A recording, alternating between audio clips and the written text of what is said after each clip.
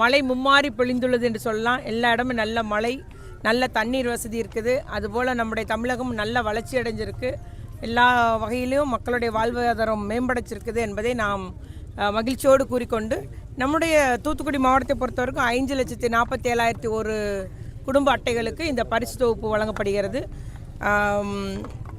ஒவ்வொரு நபருக்கும் 1 கிலோ பச்சரிசி, 1 கிலோ சீனி, அதுபோல் ஒரு பன்னீர் கரும்பு, 3000 ரூபா ரொக்கம், பொங்கலுக்கு எப்போது ஒவ்வொரு ஆண்டு வழங்கப்பட உள்ள அந்த வேஷ்டி சேலை என்று அந்த பரிசு தொகுப்புகள் இன்று வழங்கப்பட்டிருக்குது.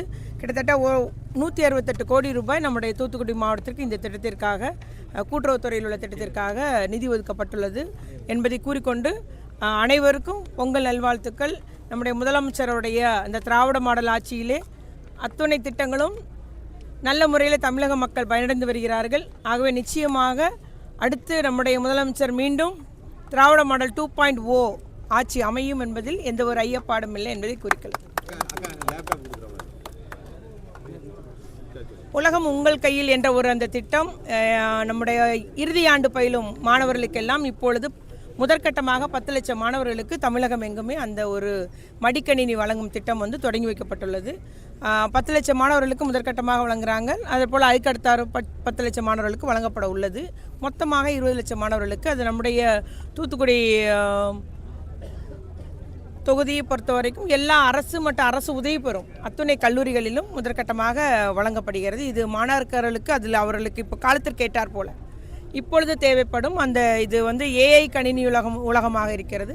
ஆகவே ஏஐ வசதியுடன் மிகவும் தரம் வாய்ந்த உயர் தொழில்நுட்பம் வாய்ந்த அந்த ஏசர், HP உள்ளிட்ட ஒரு பெரிய நிறுவனங்களுடைய அந்த மடிக்கணினி மாணவர்களுடைய எதிர்காலத்துக்கும், அவர்கள் தங்களுடைய திறமையை மேம்படுத்திக் கொள்வதற்கும், அவருடைய வேலைவாய்ப்புக்கும், அவருடைய கல்வி வளர்ச்சிக்கும் நிச்சயமாக இது உபயோகமாக இருக்கும்.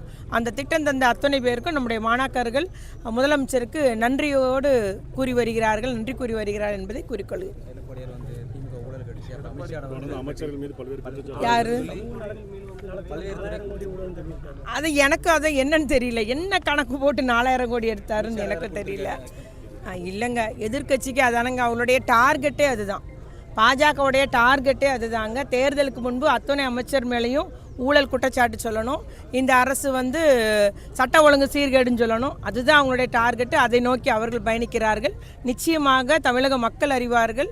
எந்த துறையிலையும் ஊழல் நடைபெறல, ஒன்றும் நடைபெறல. நீங்கள் என்ன குற்றச்சாட்டுனாலும் வெளிப்படையான ஒரு நிர்வாகம் தான். நீங்கள் என்னன்னாலும் அதை ஆய்வு பண்ணாலும் சரியாக தான் இருக்கும். அது அதுக்கப்புறம் தான் தெரியும். அதனால் இன்றைக்கி வாய் புளிச்சதோ மாங்கால் புளிச்சதோ அவங்க பேசுகிறாங்க. ஆனால் மக்கள் யாரும் நம்ப மாட்டாங்க. நிச்சயமாக மக்கள் திராவிட முன்னேற்ற கழக கூட்டணிக்கு வாக்களிக்க தயாராகிவிட்டார்கள்.